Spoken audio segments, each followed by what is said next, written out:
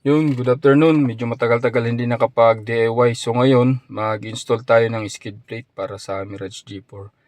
In-order ko lang din to online. So masi-search nyo naman to sa Shopee or sa Lazada. Since may time tayo ngayon, so sinabay ko na lang din yung cleaning sa aircon. Yung sa ano lang naman sa condenser. Then ang ginamit ko na panlinis dito, na-order ko lang din online kasi maglilinis din ako ng aircon dito sa bahay. So ito pala yung brand. So, makikita nyo talagang nalilinis niya yung yung mga pins. Yan. Bula-bula pa. Then ito naman yung niya, yung after malinis.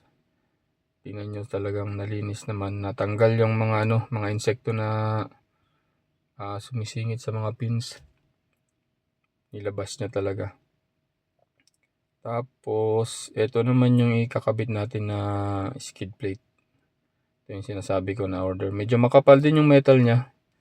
Then, maganda yung pagkakapintura. Tapos, may mga access na rin siya na just in case mag-change oil, may tatanggalin ka lang na isang bolt. Then, ma-access mo na yung mga drain plug. So, ito mabilis lang naman na ikabit. Bali, 3 bolt lang yung ginamit ko. 2 sa front, then isa yung sa gitna. Doon sa may talangka. Kasi may 3 butas doon pero wala namang access, wala mapaglagyan ng bolt. So ginawan ko na lang ng paraan na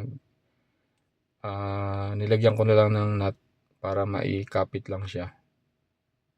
Then, ayun. So kung may nagbabalak maglagay din ito, order lang kayo online. Pwede nyo naman ipakabit sa shop, mas madali. Pero kung mahilig din kayo mag-DIY, bilis lang naman.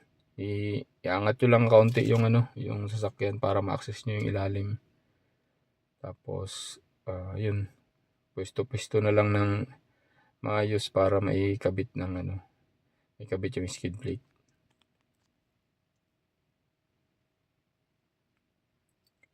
Ang presyo nito nasa 2,000 na order ko.